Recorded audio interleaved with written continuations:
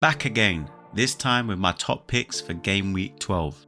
As always, I'll be giving 2 options per position for Game Weeks 12 to 14. One based on Fantasy Football Hub's predicted points, and one chosen by me using stacks and fixture analysis. Alright, let's get straight into the defenders. Van Dijk is predicted to score 15.1 points over the next 3 game weeks, which is the highest among defenders, and that's even without Gabriel's current injury. And even with Liverpool's form being inconsistent, these fixtures should at least give 1 clean sheet, if not more. Virgil hasn't scored in the league yet, but he already has 2 Champions League goals, and he should have scored versus City in Game Week 11. Last season, he managed 3 goals and 1 assist, so with the current fixtures coming up, surely the returns are coming. And defensively, he's very reliable. 10.64 defcon per 90 means picking up points in multiple ways. Liverpool face Nottingham Forest, West Ham away and Sunderland at home. And after that, they then face Leeds and Brighton. So if you do pick Virgil van Dijk, he's a long-term hold. With Gabriel's injury, it is more than likely that I'm going to pick up Virgil van Dijk as his replacement.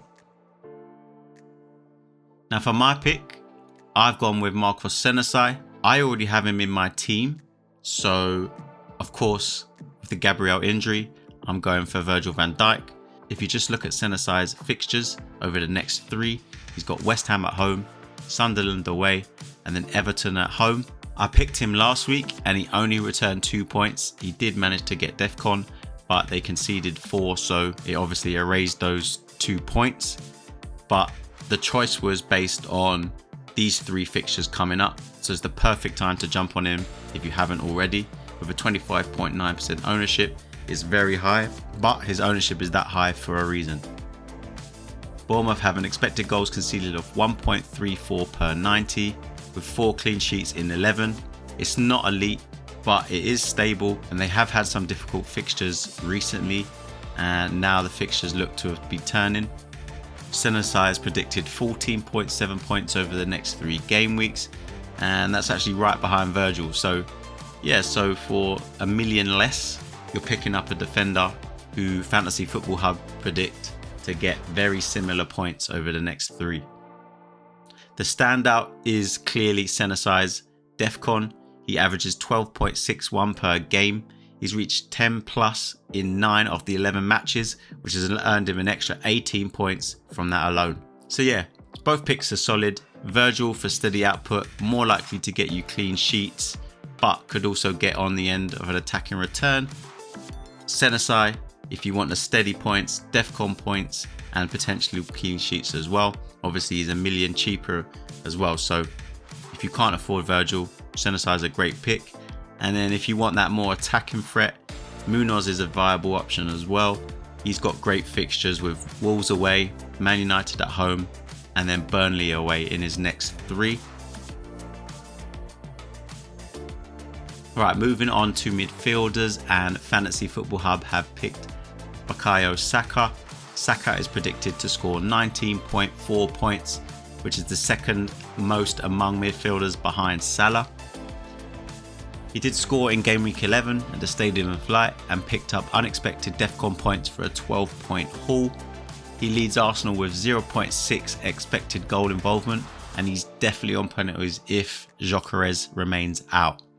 The fixtures aren't perfect, but Saka's role is unchanged. He's the talisman for Arsenal. As I said, he's on penalties. He seems to be picking up some form, having played well for England and scoring for Arsenal in his last game out. And to add to that, he's playing Spurs in his next game, and Saka actually has 2 goals and 4 assists in his last 4 games against Spurs. So if you're thinking about going for another option in terms of captain over Haaland, Saka is a strong captain option. Then we got my pick, and I'm going to go for Dominic Szoboszlai. Obviously, he's a lot cheaper than Saka at 6.6 million. He has great fixtures, as we've already seen with Virgil van Dijk, Nottingham Forest at home, West Ham away, and Sunderland at home. The fixtures are great. Szoboszlai has played 90 minutes in all 11 games this season. He does only have 1 goal and 1 assist, but he is on free kicks and corners.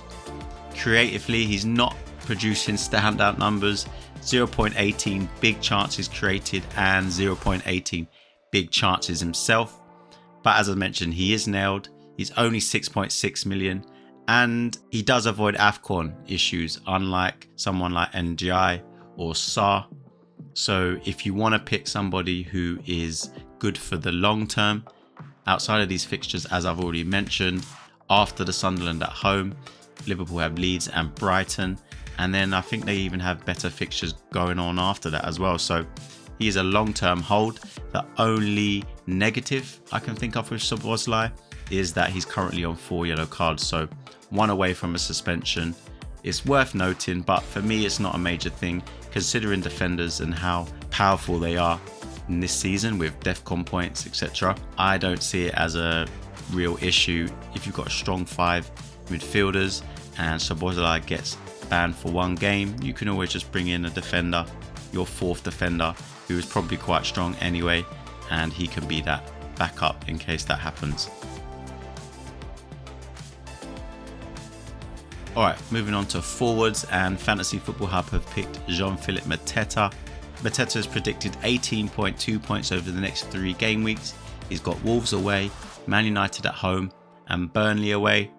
As I've mentioned in previous videos, he's the penalty taker, already scoring from the spot for Palace, so that's without doubt. He has 6 goals, and Palace are creating 3 big chances per game, which is second only to Chelsea now. He should have realistically had more goals based on the volume of chances that he's had. As a Palace fan, he's actually been very frustrating this season. A lot of draws that Palace have had could have been wins had Mateta scored his chances. But he has also scored for France during the international break, making it 2 goals in 3 caps. And while that doesn't always translate to the league, it is a good sign and it's good for his confidence. So with these fixtures and the form that he's in, he's a very strong pick, and that's why he's still in this video. It's very hard to move to somebody else if there's someone so obvious as Mateta at only 8.1 million scoring goals for a team that are very attacking. And then my pick is going to be Thiago. He's got Brighton away, Burnley at home, and then Arsenal away. So the fixtures aren't amazing, but Thiago is predicted 14.8 points over the next 3. He is only priced at 6.3 million and he's scored 8 goals already this season. So it's really impressive considering his injury last season. He's come into this first season for him, managed to score 8 goals already for a Brentford side who a lot of people predicted to struggle. He's becoming Brentford's talisman. He's on penalties and he's heavily involved in everything that Brentford do. 0.73 expected goal involvement per 90. 1 big chance per game, which is 3rd in the league behind Haaland and Mateta. So if you want value or flexibility to spend more in midfield while keeping 3 forwards, Thiago is ideal. And that's it. Those are my top picks for game week 12. Let me know your defender, midfielder and striker picks in the comments and I'll always check them out and respond. Team selection, transfers and captaincy will be uploaded in the next few days. If this helped, feel free to like and subscribe. Good luck for game week 12. Green arrows as always.